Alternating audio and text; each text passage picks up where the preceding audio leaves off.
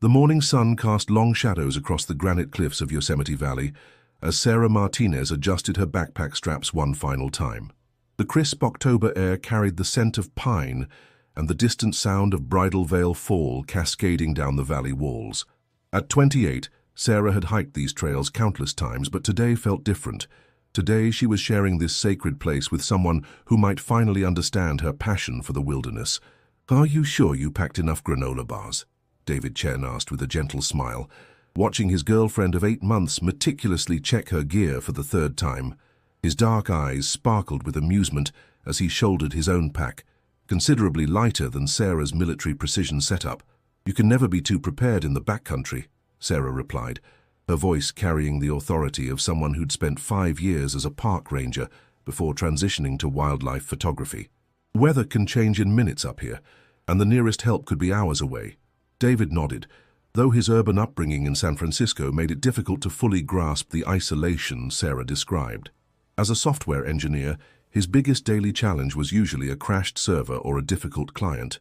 The wilderness represented a complete departure from his controlled digital world, which was exactly why he'd suggested this weekend getaway. They stood at the Glacier Point trailhead, where the parking lot was already half full despite the early hour. Other hikers moved around them with the quiet efficiency of people who understood the mountains demanded respect. Sarah recognized a few faces, fellow photographers and serious hikers who, like her, preferred the shoulder seasons when the crowds thinned and the light turned golden. "The weather forecast looks perfect for the next 3 days," Sarah said, pulling out a well-worn topographic map. "Clear skies, temperatures in the 60s during the day, 30s at night. We should have incredible visibility from the summit." David studied the map over her shoulder, trying to make sense of the contour lines and elevation markers. "How long to reach our campsite?" "About 6 hours if we take our time. The trail gains nearly 3,000 feet in elevation, but the views are worth every step." Sarah's eyes lit up as she traced their route with her finger. "We'll camp at the backcountry site near Illilouette Creek, then push for the summit tomorrow morning. The sunrise from up there is something you'll never forget." As they began their ascent, the sounds of civilization gradually faded behind them. The rhythmic crunch of their boots on the granite-dusted trail created a meditative cadence. David found himself falling into step with Sarah, matching her steady, sustainable pace. She moved through the landscape with an easy confidence that spoke of countless hours spent in these mountains. "Tell me about your first time up here," David said, as they paused at a switchback to catch their breath. Below them, the valley floor spread out like a green carpet, dotted with the tiny figures of tourists and the silver ribbon of the Merced River. Sarah's expression softened with memory. "I was 16. My dad brought me here the summer after my mum died. We didn't talk much, he wasn't great with words, but something about this place helped us both heal. The mountains don't judge your grief, they just hold space for it." David reached for her hand, understanding now why this place meant so much to her. "I'm honored you're sharing it with me." They continued climbing as the morning progressed, stopping frequently to photograph the changing light on the granite faces. Sarah's professional eye caught details David would have missed, the way shadows revealed texture in the rock, how the angle of sunlight transformed ordinary scenes into something extraordinary. "Look," Sarah whispered, pointing to a cluster of boulders about 50 yards off the trail. A black bear and her 2 cubs were foraging for acorns, completely unaware of the human observers. David fumbled for his phone, but Sarah gently stopped him. "Just watch," she said. "Some moments are meant to be experienced, not captured." They stood in respectful silence for 10 minutes, watching the bear family go about their business. The cubs tumbled over each other playfully, while their mother remained vigilant, occasionally lifting her head to test the wind. When the bears finally ambled deeper into the forest, David realized he'd been holding his breath. "That was incredible," he said. "I've never seen wild bears before." "They're usually more afraid of us than we are of them," Sarah explained as they resumed hiking. "But this time of year they're focused on building fat reserves for winter. It's called hyperphagia. They can eat up to 20,000 calories a day." The trail grew steeper as they gained elevation, winding through stands of Jeffrey pine and white fir. David's legs began to burn, but he pushed through the discomfort, determined not to slow Sarah down. She seemed to sense his struggle and called for more frequent water breaks, using the stops to point out geological features and wildlife signs. "See those scratches on the tree bark?" she asked, indicating deep gouges about 8 feet up a pine trunk. Bare claw marks. They marked territory and stretched their muscles. As afternoon approached, they reached a spectacular overlook where the entire Yosemite Valley spread below them. Half Dome dominated the eastern horizon, its distinctive granite face catching the light like a beacon. Sarah set up her camera for a few shots, while David simply stood and absorbed the view. "I understand now," he said quietly, "why you love this place so much. It makes everything else seem small and temporary." Sarah smiled, pleased that he was beginning to feel what she'd always known about these mountains. "Wait until you see tomorrow's sunrise. It'll change your perspective on everything." They reached their designated campsite as the sun began its descent toward the western ridges. The backcountry site was a small clearing beside Illilouette Creek, surrounded by towering pines and granite boulders. The sound of running water provided a constant soothing backdrop as they set up their tent and prepared dinner. "No cell service up here," David observed, checking his phone out of habit. "That's the point," Sarah laughed. "For the next 2 days, it's just us and the mountains." As darkness fell, they sat beside their small campfire, sharing stories and watching the stars emerge in the crystal-clear sky. The Milky Way stretched across the heavens like a cosmic river, more brilliant than David had ever imagined possible. "Tomorrow we'll reach the summit," Sarah said, her voice soft with anticipation. "The view from up there will show you why I could never live anywhere else." Neither of them could have imagined that this perfect evening would be their last together, or that 12 years later, a piece of technology David would have recognized would finally reveal what happened on that remote hilltop. Into the unknown dawn broke cold and clear over their campsite, painting the granite peaks in shades of rose and gold. Sarah was already awake, sitting beside the dying embers of their fire with a steaming cup of coffee in her hands. The morning ritual of watching the mountains wake up was sacred to her, a daily reminder of the world's quiet majesty. "Good morning, sleepyhead," she whispered, as David emerged from their tent, his hair tousled and his face creased with sleep marks. "Coffee's ready, and we need to get moving if we want to catch the sunrise from the summit." David checked his watch. 5:30 a.m. His body protested the early hour, but the crisp mountain air quickly cleared his head. As he sipped his coffee, he watched Sarah break down their camp with practiced efficiency. Every movement was purposeful, every item packed with military precision. "How far to the summit?" he asked, rolling up his sleeping bag. "About 3 miles, but it's steep. We'll gain another 1,500 feet in elevation." Sarah consulted her topographic map one final time. "The trail gets pretty technical in places, lots of exposed granite and some scrambling. Are you comfortable with heights?" David nodded, though he'd never really tested that comfort level. His idea of adventure usually involved debugging code, not scaling mountain faces. But Sarah's enthusiasm was infectious, and he found himself genuinely excited about the challenge ahead.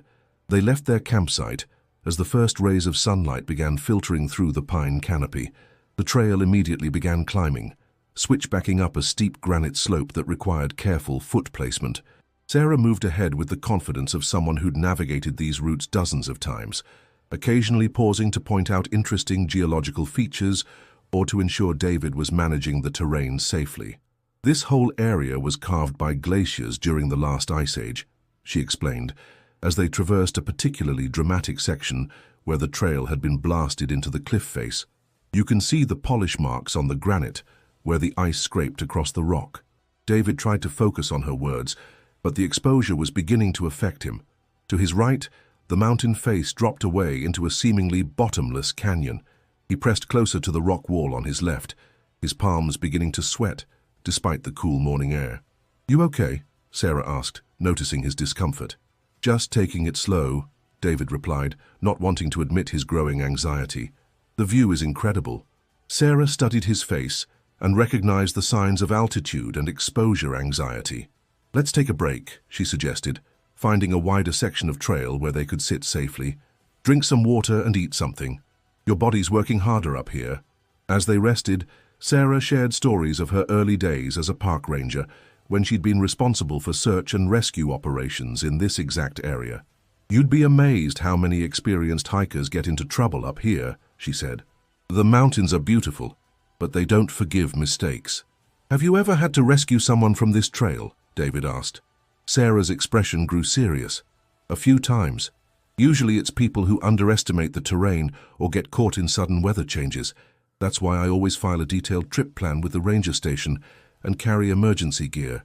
They resumed climbing as the sun climbed higher, casting sharp shadows across the granite landscape. The trail became increasingly technical, requiring them to use their hands in places to maintain balance.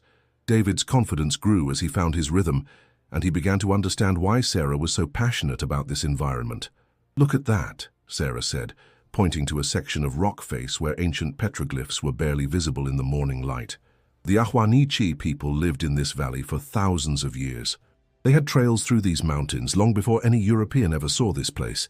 The historical perspective added depth to David's experience. He began to see the landscape not just as a recreational playground, but as a place with deep cultural significance and natural history stretching back millennia. As they approached the final approach to the summit, the trail became a series of granite steps and ledges that required careful navigation. Sarah moved ahead to scout the route, her movements fluid and confident. She'd climbed this section so many times she could probably do it blindfolded. "There's a tricky section coming up," she called back to David. "The rock can be slippery, so test each foothold before you commit your weight to it." David nodded and began the technical climb, focusing intensely on each movement. The exposure was significant now. A fall would mean serious injury or worse. But he found himself rising to the challenge, his body adapting to the demands of the terrain.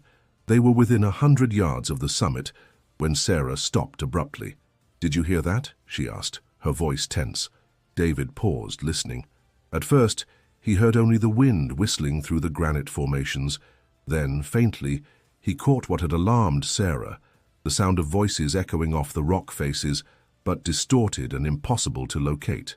"Other hikers?" David suggested. Sarah shook her head slowly. "The voices are coming from above us, but there's no trail up there. And listen, they're not speaking English." They stood, motionless, straining to make sense of the sounds. The voices seemed to be having an animated conversation, but the words were unintelligible, distorted by the acoustic properties of the granite amphitheater surrounding them. "Maybe it's an echo from somewhere else," David offered, though he was beginning to feel uneasy. Sarah's ranger training kicked in. She pulled out her radio, hoping to reach the valley floor, but got only static.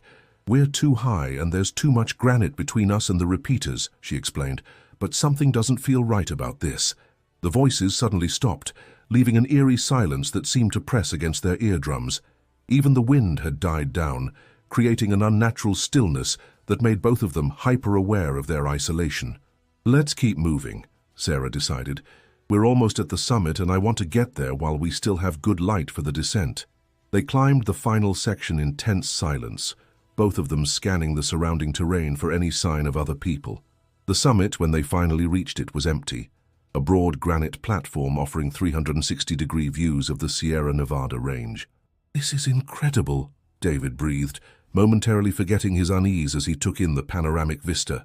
Mountain peaks stretched to the horizon in every direction, their granite faces glowing in the morning sun.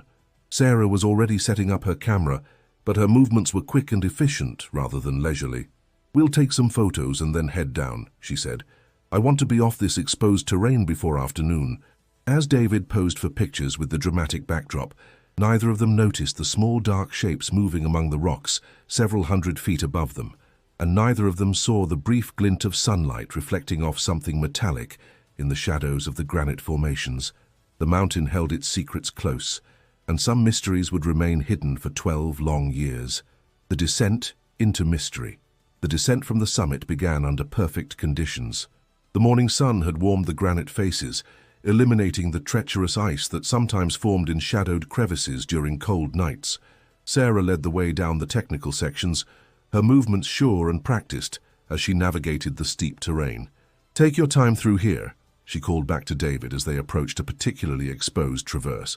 "The rock can be deceptive. What looks solid might be loose." David followed her advice, testing each handhold and foothold carefully. His confidence had grown during the ascent, but he understood that descending required a different kind of focus. The tendency to rush, combined with tired muscles and the visual vertigo of looking down steep slopes, made the return journey potentially more dangerous than the climb up. They had descended about half a mile when Sarah stopped suddenly, holding up her hand for silence. "Do you hear that?" she whispered. David listened intently. This time the sound was unmistakable, the rhythmic thrum of helicopter rotors echoing off the granite walls. But the sound seemed to come from multiple directions at once, bouncing off the rock faces in a disorienting acoustic maze. "Search and rescue?" David suggested, though something about the sound pattern seemed wrong to him. Sarah shook her head, her expression troubled. SAR helicopters have a different sound signature, and they would have announced their presence on the emergency frequencies. This sounds like multiple aircraft. The helicopter sounds grew louder, then suddenly stopped, leaving an oppressive silence that seemed to press against their eardrums. Sarah pulled out her radio again, cycling through all the emergency channels, but received only static in response. "We need to get off this exposed ridge," she decided. "There's a sheltered area about a quarter-mile down where we can assess the situation." They moved quickly but carefully down the trail, both of them scanning the sky for any sign of aircraft. The granite peaks around them remained empty, but the feeling of being watched grew stronger with each step. The sheltered area Sarah had mentioned turned out to be a small grove of wind-stunted pines growing in a depression between two granite domes. It offered concealment from above, while still providing a view of the surrounding terrain. They settled behind a cluster of boulders and shared water and energy bars while trying to make sense of what they'd experienced. "Maybe we should turn back," David suggested. "Head back to the summit and try to signal for help." Sarah considered this option, but her ranger training argued against it. "The summit is too exposed, and we don't know what kind of aircraft we're dealing with. Our best option is to continue down to the tree line, where we have better cover and communication options." As if summoned by her words, the helicopter sounds returned, but this time they were accompanied by something else, a low mechanical humming that seemed to vibrate through the granite itself. David felt it in his chest before he heard it, a subsonic pulse that made his teeth ache. "That's not a helicopter," Sarah said, her voice tight with concern. "I've never heard anything like that before." They crouched lower behind the boulders as the sounds grew closer. Through gaps in the rocks, they caught glimpses of movement in the sky, dark shapes that moved with an unnatural fluidity, too fast and agile to be conventional aircraft. "We need to document this," Sarah whispered, reaching for her camera. But as she raised it to take a photograph, the mechanical humming suddenly intensified, and both of their electronic devices, camera, GPS, radio, and David's phone, simultaneously went dead. "EMP," David suggested, his software engineer's mind immediately jumping to electromagnetic pulse as an explanation. "Or something else entirely," Sarah replied, checking her compass. The needle spun wildly, unable to find magnetic north. "Whatever's up there is interfering with all our navigation equipment." The sounds moved away, fading into the distance, but the electronic interference continued. Their devices remained dead, and Sarah's compass continued its erratic spinning. They were effectively cut off from all technological assistance, relying solely on Sarah's knowledge of the terrain and her paper maps. "We need to get back to the ranger station," Sarah decided. "Whatever's happening up here, it's beyond our ability to handle alone." They packed quickly and resumed their descent, moving faster now despite the increased risk. Sarah navigated by landmarks and her intimate knowledge of the trail system, but even she seemed less certain than usual. The electromagnetic interference had disoriented more than just their instruments.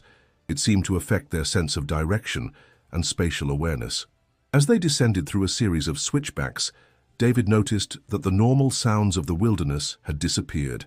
No bird calls, no insect buzzing, no small animals rustling in the underbrush. The forest had gone completely silent, as if every living creature had fled or gone into hiding. "This isn't normal," Sarah muttered, echoing David's thoughts. "The wildlife is spooked by something." They reached the tree line as afternoon shadows began to lengthen. The dense canopy of pine and fir provided psychological comfort, but Sarah's unease continued to grow. She'd spent thousands of hours in these mountains and had never experienced anything like this combination of phenomena. "Look," David said, pointing to a cluster of trees about 50 yards off the trail. Several large pines showed signs of recent damage, broken branches, stripped bark, and scorch marks that formed no recognizable pattern. Sarah examined the damage closely. "This wasn't caused by lightning or fire," she concluded. "The pattern is all wrong. And look at this." She pointed to the ground around the damaged trees, where the forest floor showed circular depressions, as if something extremely heavy had landed and taken off repeatedly. We need to keep moving, she decided, though her scientific curiosity was warring with her survival instincts. Whatever caused this might still be in the area. As they continued down the trail, both of them began to notice other anomalies. Trees with unusual burn patterns, areas where the vegetation seemed to have been flattened in geometric shapes, and strange metallic debris scattered among the rocks, pieces too small and unfamiliar to identify. The sun was beginning to set when they reached what should have been their original campsite by Illilouette Creek. But the area looked different somehow. The trees seemed to be in slightly different positions, and the creek itself appeared to be running in a subtly altered course. "Are we lost?" David asked, though he trusted Sarah's navigation skills implicitly. Sarah studied her map and the surrounding landmarks, her confusion evident. This should be the right place, but something's off. It's like the landscape has been subtly rearranged. As darkness fell, they decided to make camp in a defensive position among a cluster of large boulders that offered protection from multiple directions.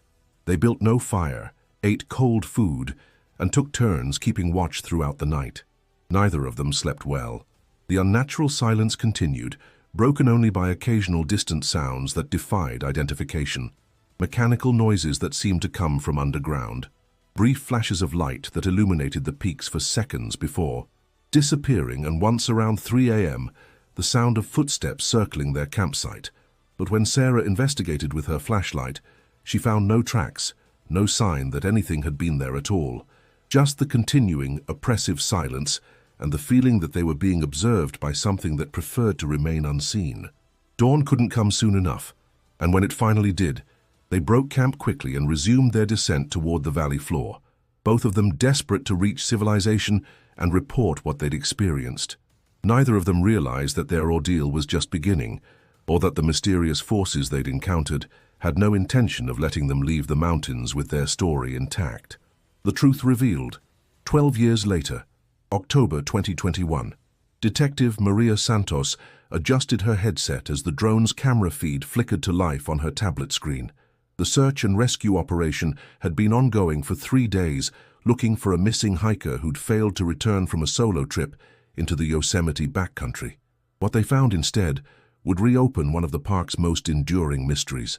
"Take it up another 100 feet, she instructed the drone operator. "I want to check that granite outcropping on the ridge." The drone climbed steadily, its high-definition camera scanning the rugged terrain below. Advanced GPS technology and improved battery life had revolutionized search operations in the 12 years since Sarah Martinez and David Chen had vanished without a trace from these same mountains. "Wait," Santos said, leaning closer to the screen. "What's that metallic reflection up there?" The drone operator adjusted the camera angle, zooming in on a small plateau near the summit, where Sarah and David had taken their final photographs. Partially hidden among the granite boulders was something that definitely didn't belong in the wilderness, a piece of twisted metal that gleamed dully in the afternoon sun. "That's not natural," the operator observed. "Want me to get closer?" As the drone descended for a better view, the camera revealed more debris scattered across the plateau. Pieces of what looked like aircraft wreckage were strewn among the rocks, some pieces clearly visible, others partially buried by 12 years of weather and rockfall. "This changes everything," Santos muttered, reaching for her radio. "Base, this is Santos. We need a full forensic team up here immediately, and contact the FBI. I think we just found evidence related to the Martinez-Chen disappearance." The investigation that followed would take months to complete, but the initial findings were startling. The wreckage was unlike anything in conventional aircraft databases. The metal alloys were familiar but arranged in configurations that defied current engineering understanding. More puzzling still were the electronic components, circuits that seemed decades ahead of anything commercially available, yet showed clear signs of having been exposed to the elements for over a decade. Dr. James Harrison, a metallurgist brought in to analyze the debris, would later describe his findings in classified reports. "The materials are terrestrial in origin, but the manufacturing techniques are beyond our current capabilities. We're looking at technology that suggests a level of advancement we haven't achieved yet. But the most significant discovery came when the forensic team found personal items among the wreckage: Sarah's camera, its memory card miraculously intact despite years of exposure, contained the final photographs she'd taken on that October morning in 2009. The last images showed David posing against the mountain backdrop, but in the final frame, taken just minutes before their disappearance, something else was visible in the background, a dark, disc-shaped object hovering silently above the granite peaks. The investigation revealed that Sarah and David had stumbled upon a classified military testing operation, an experimental aircraft program so secret that even local park authorities had been kept unaware of its existence. The craft they'd witnessed was a prototype stealth vehicle being tested in the remote wilderness areas of the Sierra Nevada. When Sarah and David had appeared unexpectedly in the test zone, military personnel had faced an impossible choice.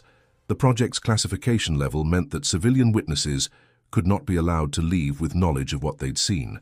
But the decision to detain them had gone tragically wrong when the experimental aircraft suffered a catastrophic malfunction during an attempt to relocate the couple to a secure facility.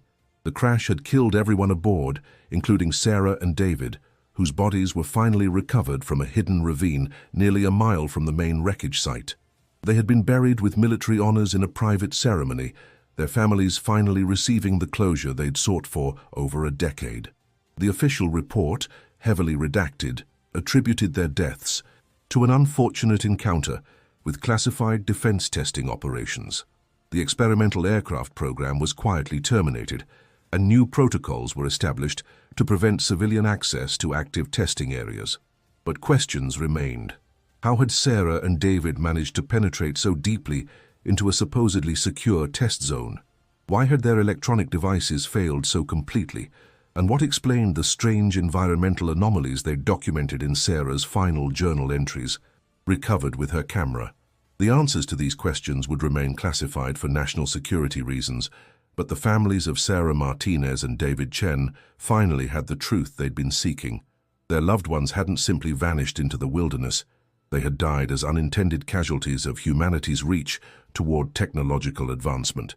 The case was officially closed in March 2022, but its implications would resonate for years to come.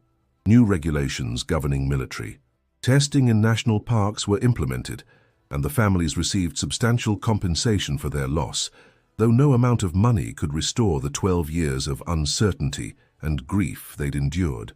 Sarah's final photographs, including the image of the mysterious aircraft, were sealed in classified archives, but her legacy lived on in the enhanced safety protocols that would protect future hikers from similar encounters with the unknown. The mountains of Yosemite kept many secrets, but this one, at least, had finally been revealed. If you found this story as captivating as we did, make sure to hit that like button and subscribe to our channel for more incredible true stories that will keep you on the edge of your seat. The wilderness holds countless mysteries, and we're here to uncover them all. Don't forget to ring that notification bell so you never miss our latest investigations into the unknown. Until next time, stay curious and remember, sometimes the truth is more extraordinary than fiction. See you in the next video.